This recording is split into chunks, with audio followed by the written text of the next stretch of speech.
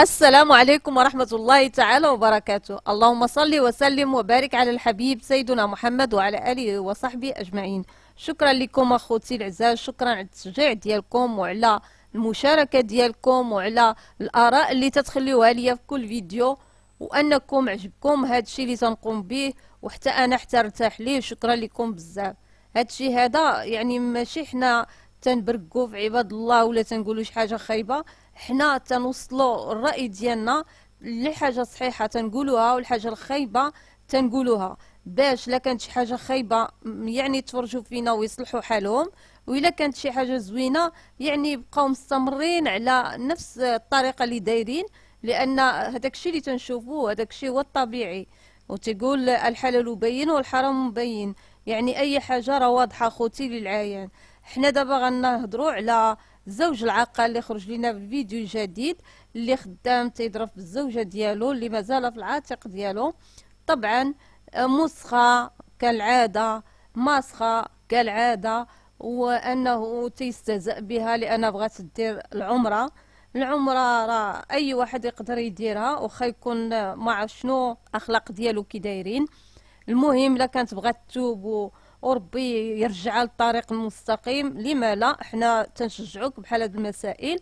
اما بالنسبه لها انها ما تتحطش جبهتها على الارض وتتصلي، هذه راه شيء بينها وبين الله سبحانه وتعالى. حنا ما عندنا حتى شي دخل وحتى هو ما عنده حتى شي دخل، حتى هو راه تلقاه نهائيا ما تيصلي ما والو.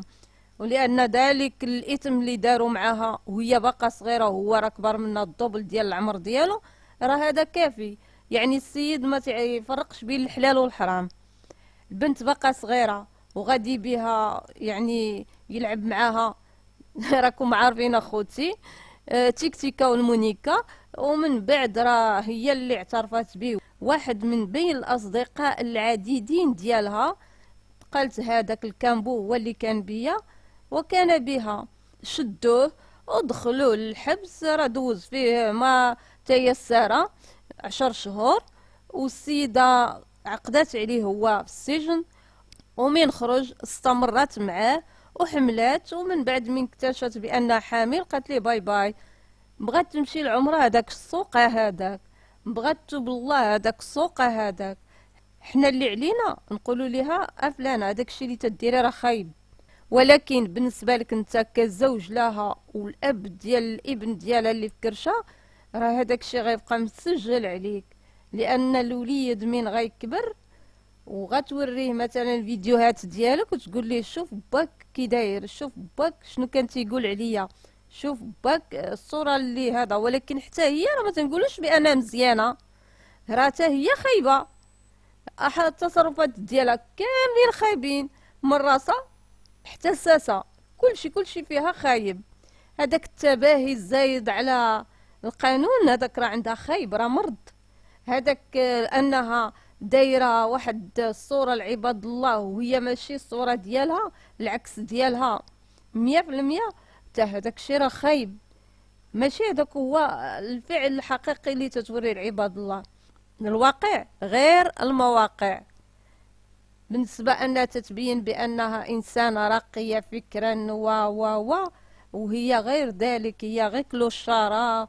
وهي الألفاظ ديالها راه خايبين، بحكم الجيران كاملين راه داروا بهم شكاية لأنهم في ديورهم وتيسمعوا هذوك الألفاظ الخايبين اللي تيقولهم غير ولاد الزنقة، وداروا بهم شكاية الجيران باش يرحلوهم من الحي حداهم، لأنهم لا يشرفونهم، لا هي ولا مرت باها اللي تحت منها ولا الضيوف اللي تيجيو عندهم، من بيناتهم هذاك الميكروب اللي قال لك دخل الحبس وتاب فيه وخرج ودار فيديوهات وتقرا لنا القرآن، والناس قالوا واو متدين، واو ذو أخلاق، واو هذاك في هذيك العائلة مسكين راه غير مزرف ودخل الحبس مسكين. كاينين شي وحدين هكا، ولكن هذاك السيد يعني تقلب تا هو بحالك بحال بنت خوه. تا هو راه داك الشيء اللي تيبينو راه ماشي الحقيقه ديالو. هو تا هو كلوشار، تا هو تيقول لهم حتى يخرج بكريشه وغيوري لوالديكم، غيوري لباباكم. وانا كون حصلت مثلا اللي يخرب لينا الكراج غنشدو غندير ليه وغنفعل ليه. وناس تيغني تا هو الغناء ديال الشياخ. فينا هو داك القرآن؟ فينا هو انه حافظ السلكة خلاتها امك شنيتيكا؟ فينا هو داك الشيء؟ من خرج بالطبل والغيط عوض ما يمشي للمقابر ويترحم على باه اللي ما شافوش وكان في الحبس ومات، لا خرج يطيط ويزيط كبحالو كبحال العائله كامله. راه حتى واحد ما تحط يدي عليه وتقول لهم هذا متقي الله.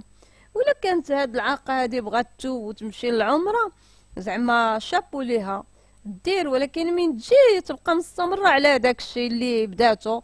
اما الزوج ديالها اللي ما لقى ما يعايرها، يعني داك الشيء اللي تيعايرها به راه كلشي عارفو. حنا خصناش حاجه جديده. اما العمره راه زوينه توب الله، يعني تغسل الذنوب ديالها. لا كانت عندها شي ذنوب وحتى انت خصك دير العمره، ولكن ديرها باقتناع. يعني من ترجعوا ما ترجعوش ديروا لنا الشوها وهاد الفضائح اللي نتوما تديروها. اما بالنسبه انها عندها الضفران موسخين، راه نتايا اصلا راه عندك المهنه ديالك تتبيع الضفران. شنو واش بغيتي عباد الله ما يجيوش يشريو من عندك الضفران؟ واللي تيدير الضفران راه تيقد بيهم. يعني الواحد لا دار الضفران راه يعني ما دارهم حتى انه غيقدر ينظفهم غينقيهم. غتقول من الطواليط للماكله للشعار، وهادي حنا عارفينها معفونه، عارفينها موسخه، وهذا الشيء اللي قالت امها ومرت باها وكاع المحيطين بها تيشهدون لها بانها معفونه، عارفينها. اما حنا شنو باغيين منك دابا؟ شي حاجه اللي ما كايناش، اللي غتخاف هي اصلا منك، باش ما تبقاش تخرج لينا كل مره مفرعنه وضاصه. حنا بغينا شي حاجه اللي توقف ليها الفران، ما تبقاش مستمره في داك الشيء اللي تدير. اما انت راه ماسحه بك الحيوط والجليج وكل شيء، عندها زايد ناقص. وداك الشيء علاش اختارتك من بين الاصدقاء ديالك كاملين وقالت لهم هذاك اللي كان بيا. وحتى انت قلتي تنجي نسولها شكون الفاعل الاول تتقول لي ما تبقاش تقول لي هاد الهضره، يعني شكون زعما اللي كان بيها الاول. ايوا خوتي اش نقول لكم، هذيك العائله مازال مخبيه بزاف د الحوايج، وعما قريب غيتفضح كل شيء، كل شيء غيتفضح وكل شيء غيتورق. دابا غندوزو لنسيب البدويه اللي خرج دابا مسكين والله الا تيبكي. زعما من شفتو اول مره تنتفرج فيه شحال هادي قبل ما يتزوج البنت ديالها، يعني كنت نشوفو كل وريضه ما شاء الله. تتعرفوا بان دوك الناس اللي في النواحي ديال مدينه فاس، جهه التونات وتيسا وهذا، عندهم وليدات زوينين نقيين، يعني حتى في العقل ديالهم. ولكن انا كنت نقول كيفاش هذاك السيد من هذيك المنطقه وتلاوح عند هذيك السيده ديال ايوا يا حميد مصيصه يا حميد، وعايش معاها في وسط بناتها.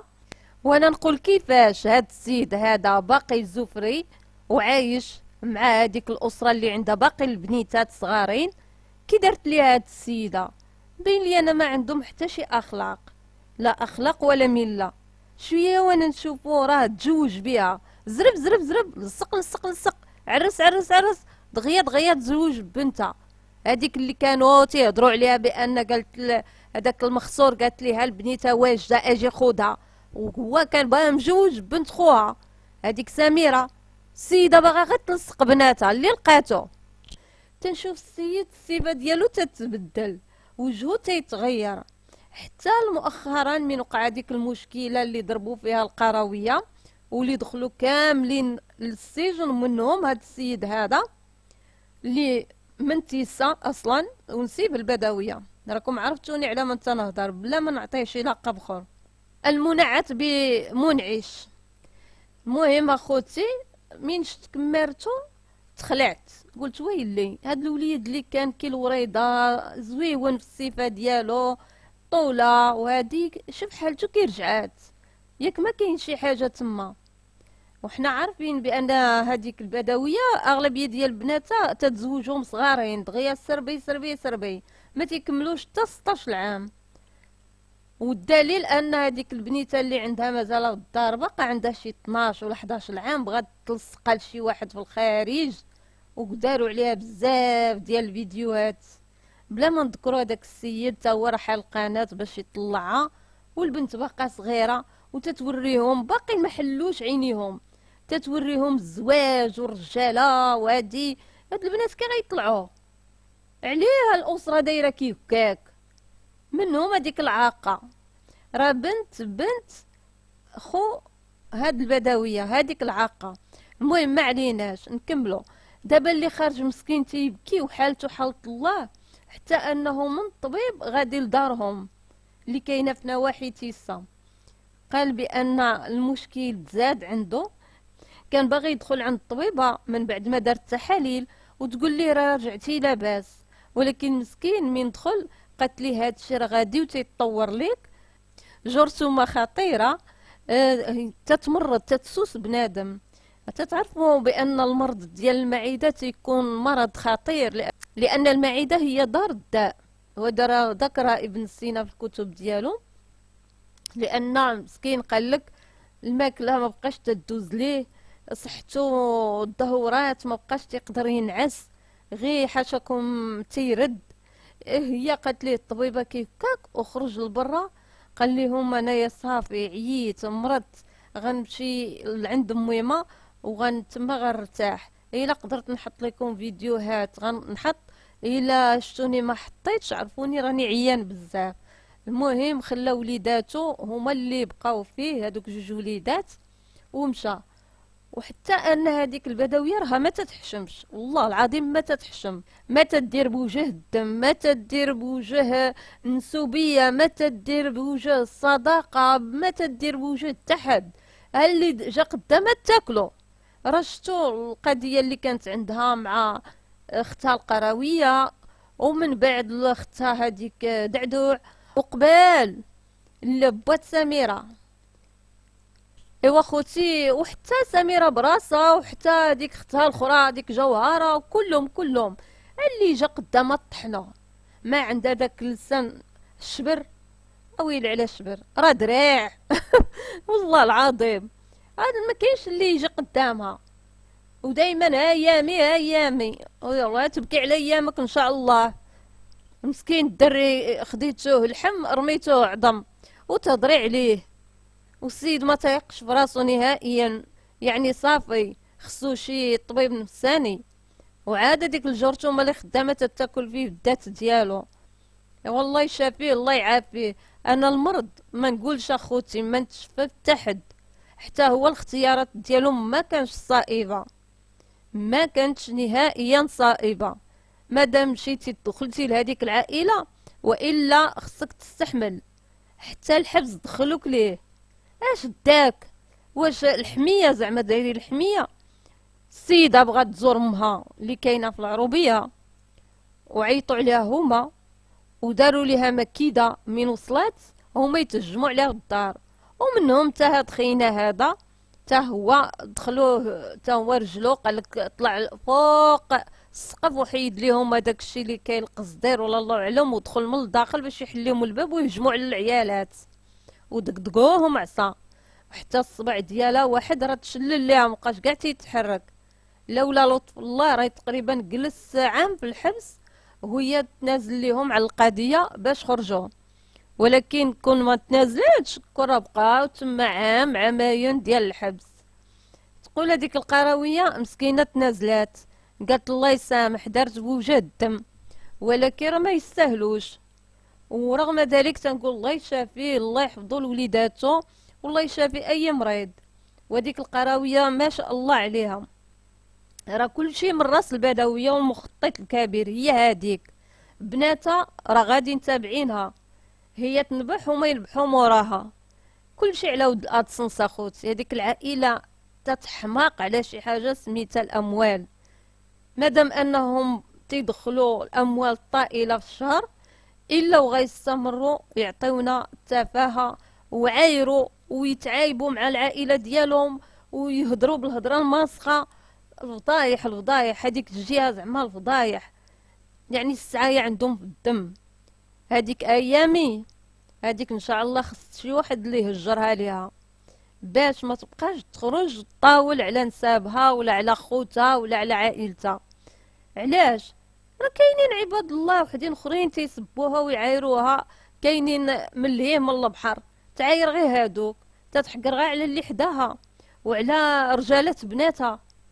يعني هذاك ما عجبهاش صافي تقول البنت سيري رفعي عليه قضيه ديال الطلاق، وهانتي وليداتك عايشين معايا، بلا ما تستمر كي هكايا كل نهار مطلعه عليهم فيديوهات. سيدي ديها غا في مرضو بزاف، عييتونا غير بالمسخ وبالهضره الخاسره. والله يهدي ما اخلاق. هادشي اللي غنقدر نقول لكم. الى هنا غينتهي الفيديو ديالي، والى اللقاء في فيديو قادم باذن الله مع اخبار جديد مع تحليل جديد. الى اللقاء.